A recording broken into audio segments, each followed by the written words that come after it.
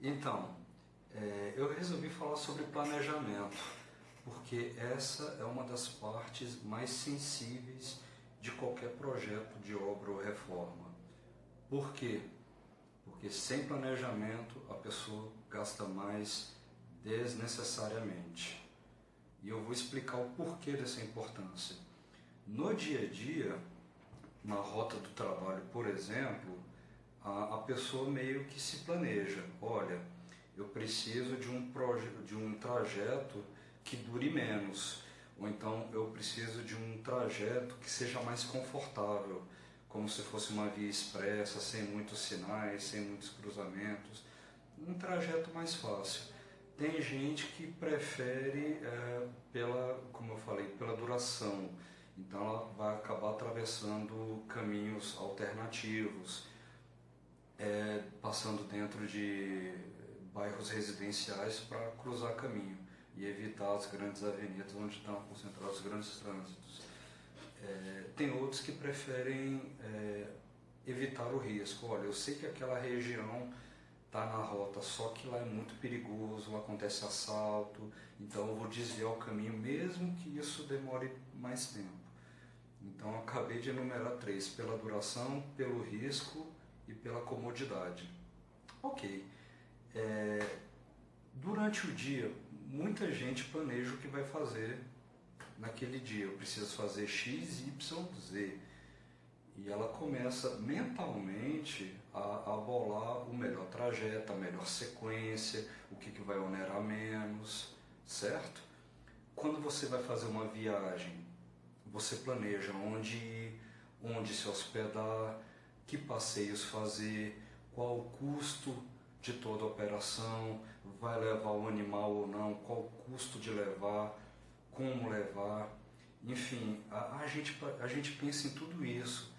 E numa viagem de turismo se gasta variavelmente, né, dependendo do poder de cada família, 2 mil, 3 mil, 5 mil, 10 mil, 20 mil reais, e a pessoa planeja para fazer uma reforma, para fazer uma ampliação, reparo no telhado, etc.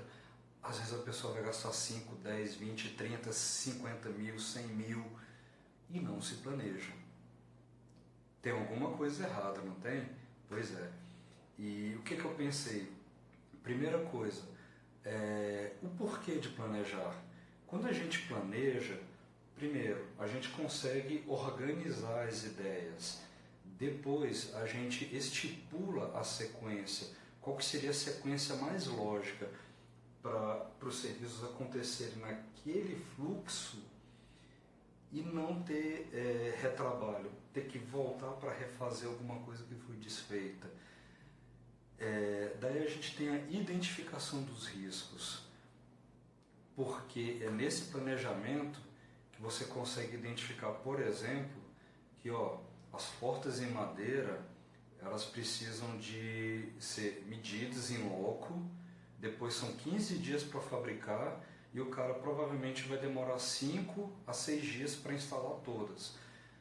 Então você já sabe que precisa pedi-las com 25, com 30 dias de antecedência. Você precisa procurar uma pessoa antecipadamente para realizar esse trabalho. Tá. Granito, mesma coisa. Depois que o piso está feito, faz a medição das soleiras, dos peitoris, das peças em granito. Aí o cara vai, mede, o graniteiro ou a graniteira mede, manda fazer. Aí são 15, 20, 30 dias, vai depender da marmoraria, até chegar. Você precisa se antecipar isso. Ou então precisa pelo menos ter um plano B. Tá, enquanto o granito não chega, eu tenho essa frente de serviço para atacar. Ótimo. Essa identificação de riscos e ela está muito concentrada com a antecipação de encomendas ou serviços. Como eu acabei de falar, do granito, das portas, dos armários. E tem a questão do ambiente, é outra prospecção de riscos, é o ambiente. Exemplo, a disponibilidade de mão de obra, a capacitação dessa mão de obra, fatores climáticos, vai ter chuvas torrenciais ou não é época de chuvas, oferta de serviços e fretes. Isso aí está um pouco incluso nos fatores não sistêmicos. Exemplo, eu vou explicar isso mais tarde, mas de cara, se tiver uma greve de caminhoneiros, greve de alguma coisa que impeça o transporte de mercadorias, infelizmente você vai ficar sem, por enquanto. Aconteceu ano passado, durante a greve dos caminhoneiros, eu precisava fazer a fundação de um empreendimento do outro lado da cidade e o maquinário que estava vindo de outra cidade ficou retido na estrada. Foram 2 a 3 semanas de greve, esse equipamento retido, ele teve que executar outro serviço que estava na fila, então até chegar a mim foi 1 mês e 1 semana, 1 mês e 2 semanas, até efetivamente chegar ao meu canteiro de obras para execução. Isso não estava ao meu alcance, eu não podia fazer nada, não podia contratar outro equipamento porque não tinha disponibilidade, e outros equipamentos que estavam disponíveis não tinham a manobrabilidade dentro do terreno, então não dava. Ótimo. Voltando ao assunto do ambiente, é muito importante verificar condições climáticas antes do andamento de alguns serviços. Por exemplo, pintura na fachada, cobertura, quem vai trabalhar em estrutura metálica, dificilmente vai conseguir trabalhar na chuva. Então, por isso que é importante você definir frentes de serviço. Choveu, a turma sai da fachada, sai da parte externa e vai para a parte interna, porque tem revestimento, tem massa, tem serviço hidrossanitário, tem infraelétrica para fazer, entendeu? Então é muito importante essa conciliação do interno com o externo, você conciliar esses riscos do empreendimento com algum plano B que tem que estar na manga para realizar. Ótimo. Existe uma característica muito importante sobre o planejamento. Eu acabei de falar de planejamento físico e tem também um planejamento financeiro. Nem sempre a pessoa está com a grana toda disponível para realizar o trabalho. Ela precisa sacar um dinheiro, ela tem que aguardar a venda de um imóvel, a venda do carro, ou tá para receber uma grana de herança, ou simplesmente essa grana está investida e existe uma carência, ela não pode sacar após 30, 60, 90 dias. Ou então depois que ela sugere o resgate daquele investimento, ele tem 15, 20, 30 dias para cair na conta investimento. E você precisa fazer essa compatibilização do físico com o financeiro, ok? O que mais impacta, na minha opinião, é esse fluxo de caixa. Você tem uma grana que entra e a grana que sai. Muitas pessoas preferem pedir boletos para 15 dias, 20 dias, 30 dias, ou paga no cartão de crédito para no próximo mês pagar a tarifa. E você acaba protelando esses pagamentos. Você tem que ter um controle muito grande sobre essas contas a pagar. Quando uma delas atrasa ou algumas atrasam, às vezes por falta de pagamento ou por falta de controle, você acaba tendo que pagar multas, juros, tem que ir em cartório de protesto porque você esqueceu por vários dias, você achou que estava pago e a grana não entrou na conta. Muito cuidado. E por que eu estou falando isso? Porque já aconteceu comigo. E eu perdi as contas de quantas vezes eu achei que estava pago, olhei no extrato, ótimo, eu tenho saldo, o boleto vai cair amanhã, ótimo, aí entra um cheque que passou despercebido. Cara, depois disso eu tive que mudar drasticamente a maneira de fazer esse controle financeiro. Não passo mais por esse tipo de perrengue, não preciso mais ir em cartório de protesto, tá? Eu vou falar isso depois. E esse planejamento de custos? O planejamento de custos está diretamente envolvido com o projeto em questão. O que eu preciso executar e quanto que vai ser gasto. Lembra que material, cimento, areia, brita, às vezes você consegue boleto, mas a mão de obra o cara quer receber. O cara terminou, ele quer receber. Isso é o que acontece na maioria das vezes. Outra coisa que a experiência me ajudou bastante. Eu já disse que eu trabalhei em uma grande empresa com planejamento. Nessas grandes empresas existem softwares especializados nisso. No meu caso eu usei Primavera, mas já usei também MS Project e tem outros aí no mercado que são ótimos. Só que eu profissionalmente acabei trabalhando com esses dois. O que eu percebi, não só na minha empresa como em outras, existe muito software, não existe tanto conhecimento e não existe tanta experiência com a atuação de obras. Existe também o feeling, aquela coisa de você mentalmente projetar a sua obra, aquele andamento de obra até o final e detectar, putz, isso não vai dar certo, então não, está encaminhando bem. Não existe esse feeling, e por dois motivos. Em grandes empresas, quem orça de um jeito, quem planeja de outro jeito, e quem executa faz de outra maneira. Dificilmente você vai casar essas três modalidades. Quem orçou lá atrás. Quem planeja está aqui correndo atrás do gestor da obra para entender a estratégia, isso, aquilo e colocar no papel. E às vezes esquece que o papel aceita tudo. E às vezes o plano está muito, vamos dizer, arrojado, está muito arriscado, está muito arrojado. Você não vai conseguir dessa maneira. O ideal ainda assim é que o gestor faça o planejamento.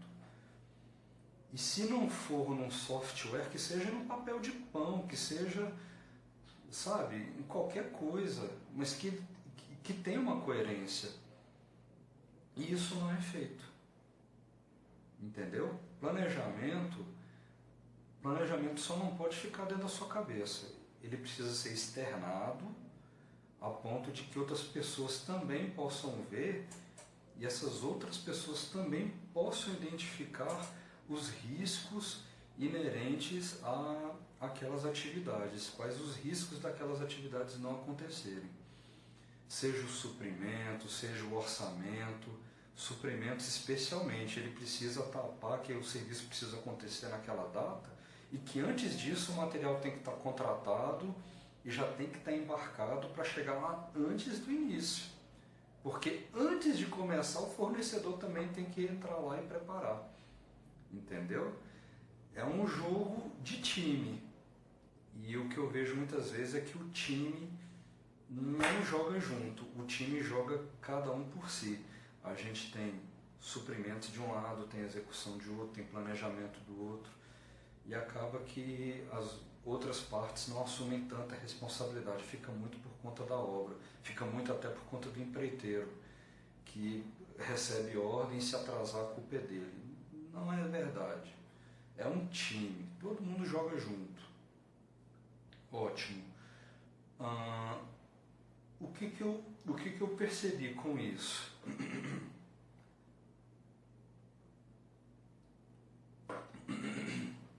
Que em pequenas empresas, como a minha, isso dá certo. O mesmo cara que prospecta o cliente, elabora a proposta, faz o orçamento da reforma, do projeto completo, executa e vai lá entregar a chave para o cliente ou faz a entrega formal para o cliente, esse cara consegue planejar com tem condição de planejar com mais precisão, exatamente pelo fato dele precisar dominar as outras pontas. Às vezes não é uma questão de gosto, é necessidade mesmo. Você planeja por necessidade, porque se você não planejar direito, a sua empresa vai para o brejo. O teu custo vai extrapolar, o teu caixa vai extrapolar, vai pedir dinheiro emprestado para terminar a obra. Não tem como, entendeu? E foi exatamente aí que eu percebi que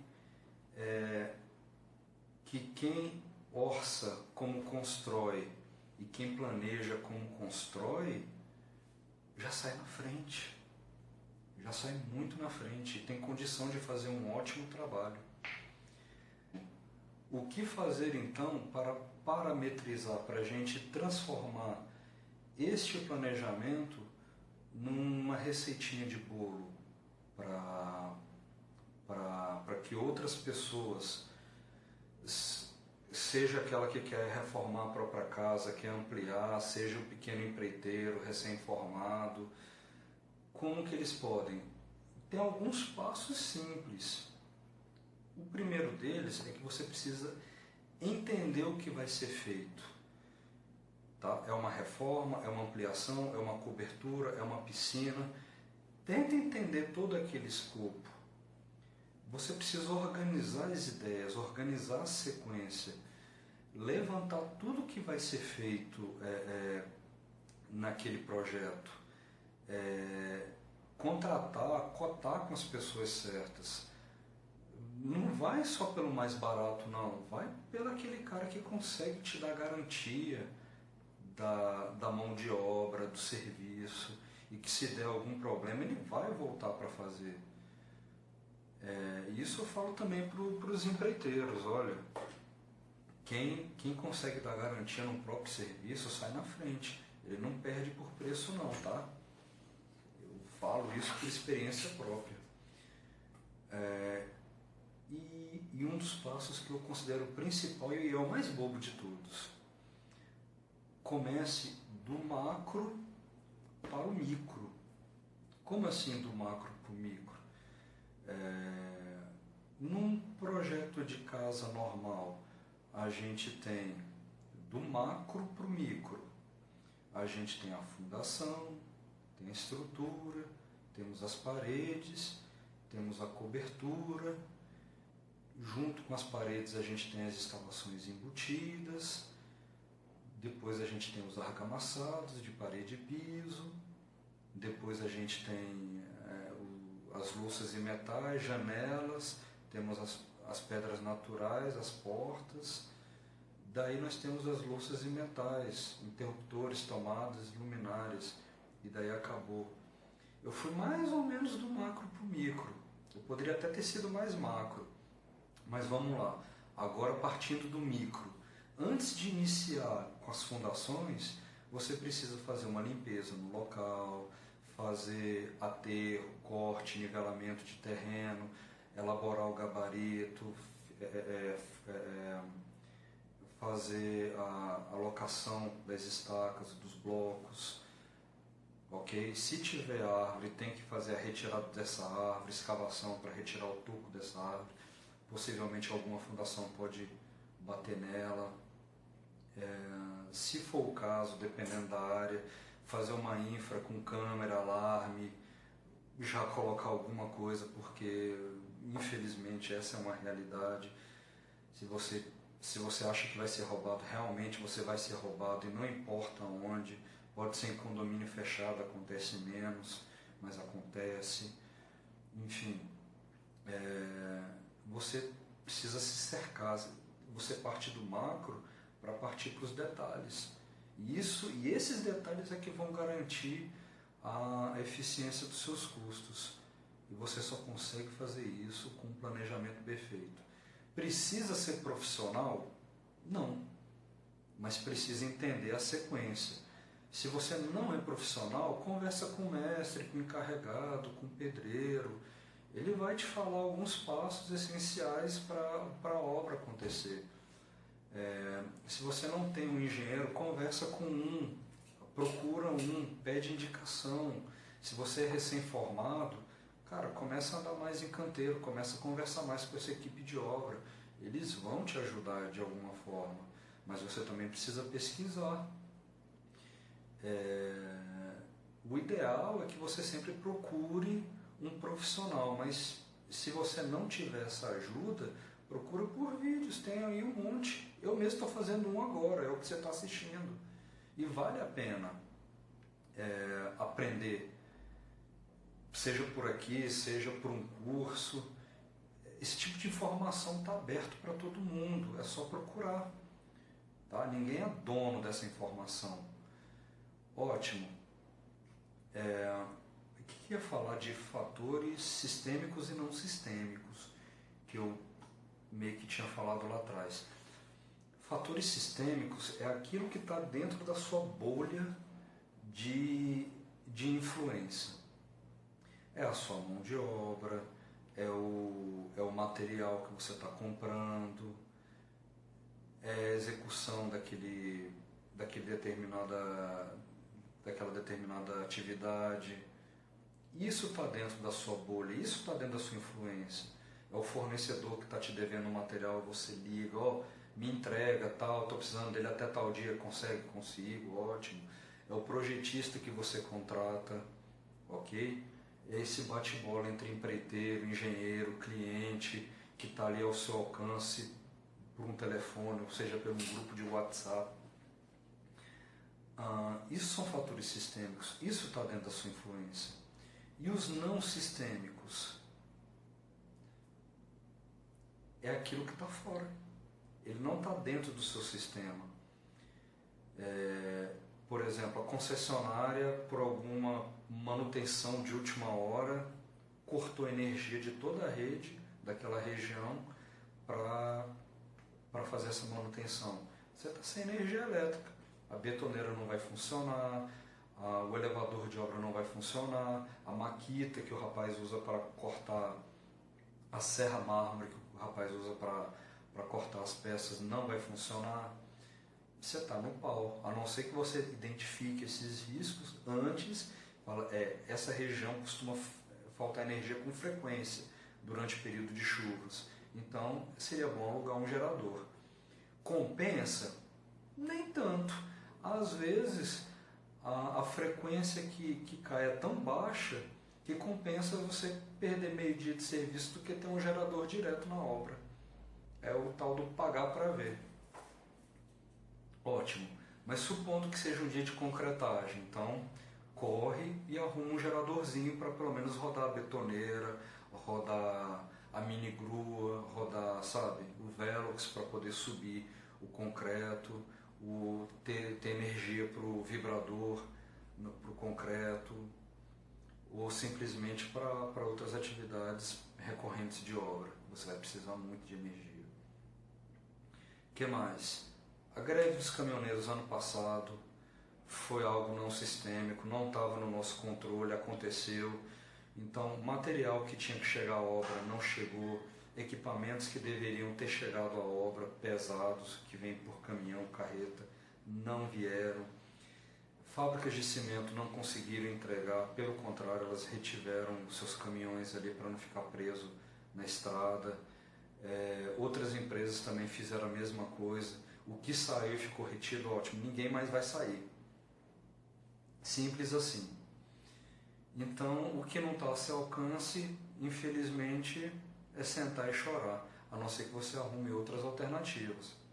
É possível em alguns casos, nem sempre. Uma coisa de referência de eficiência e mão de obra para construção. Quando a gente planeja, a gente pensa, puxa, quantos dias o cara vai levar para fazer essa estrutura, para concretar a laje, para a alvenaria? Enfim, existem algumas tabelas de referência no mercado, mas essas tabelas às vezes fogem um pouco do que acontece em pequenas obras.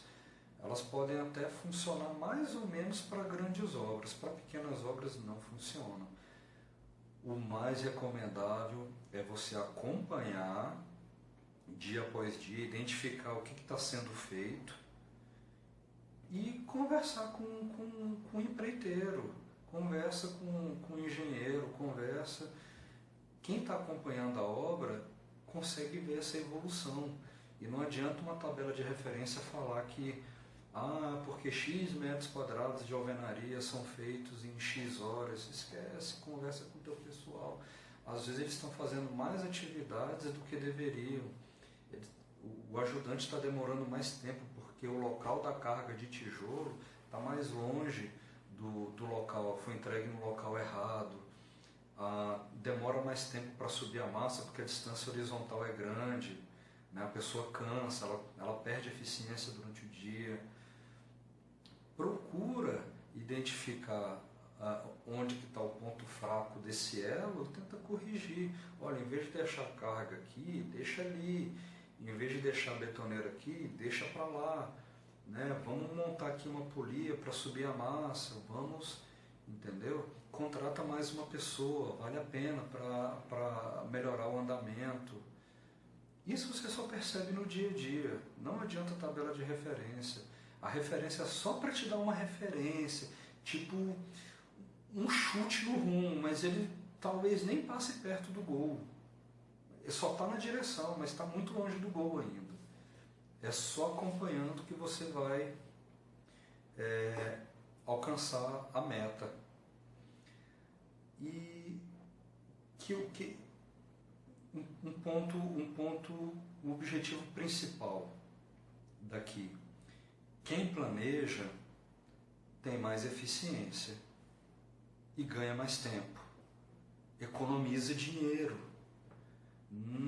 Uma pessoa que planeja nessas circunstâncias consegue realizar os mesmos serviços com menos esforço, com menos sofrimento, com menos impacto no caixa, ou com o impacto certo no caixa. E por isso que ganha mais tempo, ganha mais eficiência. Não tem como fugir disso. Quem planeja melhor ganha mais, é simples. E como que eu posso planejar melhor? Experiência. É fazendo. Feito é melhor do que perfeito. Você começa fazendo, começa aprendendo, estudando, e quanto mais você faz, mais experiência você ganha. Alguns empreiteiros que trabalham comigo têm aprendido a se planejar. E nessa experiência deles, hoje, quando eu pergunto, cara, vamos lá, até sexta-feira a gente chega nesse ponto, ele olha para mim e fala, olha, eu vou precisar de mais uma pessoa, consigo chegar a esse ponto até sexta-feira sim. Aí eu, qual conta você fez? Ele, não, porque o que eu tenho percebido? Tantas pessoas têm feito isso, só que ali eu vou ter que montar andaime, eu vou perder, mas eu vou colocar 2 pessoas montando esse andaime, enquanto isso o outro profissional vai fazer aquela frente. Quando ele terminar, o andaime está pronto e eles vão poder trabalhar. E eles vão trabalhar de 3 ali em cima, já que é bastante extenso. E o material vai dar? Não, o material vai dar. Eu sei que vai dar. Às vezes o cliente sabe, o cliente às vezes, nossa, mas tem muito material. Só que esse material vai ser gasto aqui rapidinho. A gente pensa que é muito e na verdade não é. Então, vai dar? Vai dar sim, ótimo. Então, beleza. Arrocha, é a palavra que eu mais gosto. Arrocha, vai. Vamos lá, vai com segurança, vai com planejamento. E nessas, esse bate-bola fica redondo, fica fácil. Eu corro na medida certa e o meu parceiro corre também junto. E quando chega sexta-feira, é gol. Essa é a melhor parte, é atingir os objetivos. E quando chega ao final do empreendimento, a gente atingiu a qualidade, a gente atingiu a satisfação do cliente, a gente conseguiu atingir o preço que a gente queria e sem sofrimento. Às vezes a gente sofre um pouquinho em algumas etapas, mas realizar a obra com planejamento dessa forma é uma busca. A gente está sempre melhorando. Não vai ter fim, mas é uma busca. Ótimo. Enfim, aí o que a pessoa me pergunta? Ah, tá, eu quero planejar, mas de uma forma profissional. Eu não sou profissional, mas eu quero. Então, você não precisa de software. O que você precisa entender, se você não é profissional da área, como por exemplo os meus empreiteiros, eles colocam no papel, eles elencam aquela sequência de serviços essenciais, o que eu vou fazer, o que eu dependo do outro, eles estimam por experiência própria, por experiência de fazer. Eles estimam a quantidade de dias que eles vão gastar em cada etapa, que materiais que eles precisam, e eles já repassam para mim, olha, eu vou precisar desse material até o dia tal, que eu já vou começar no dia seguinte, se ele puder chegar um dia antes, tá ótimo. Eu já me planejo também, eu tenho que pedir esse material antes, eu tenho que comprar ele antes. Se eu conseguir transportar, ótimo. Se eu não conseguir, tem que contratar o frete. Entendeu? Planejamento, o que importa é que você saiba exteriorizar e tentar identificar o que está dentro da sua esfera. E o que não está, você tenta transferir. No caso, ele transfere para mim. E o que não está dentro da minha esfera, puxa, a gente consegue antecipar a porta. Ótimo, a gente vai conseguir antecipar as portas. Só que eu preciso de um sinal do cliente, porque ele precisa também antecipar o pagamento. Já é uma nova etapa da obra naquele contrato. É uma nova etapa da obra, ele precisa antecipar um pouco da próxima etapa já para eu dar entrada nas portas em madeira ou nas portas em vidro. E aí? Aí a gente conversa e faz essa análise de custos. Então, teve algum tema que ficou fora? Eu acredito que não.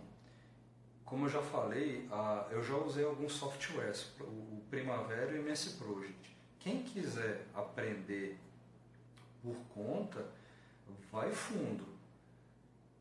Quem precisar de alguma coisa mais expedita, mais rápida, faz no papel. Só precisa ficar atento em uma coisa. Você precisa vincular uma atividade com a outra. As atividades necessariamente têm que estar vinculadas. Ok? Elas precisam ter essa sequência. Se você atrasa uma, você vai atrasar a outra. Se você atrasa reboco, você vai atrasar o revestimento. Se você atrasa a cobertura, automaticamente você está atrasando as portas em madeira, você está atrasando o reboco, você está atrasando outras etapas que naquele projeto estão correlacionados. Ok? Não tenho muito mais a acrescentar no momento, então espero que tenha sido de grande ajuda e logo eu vou soltar mais material. Valeu, até mais, tchau!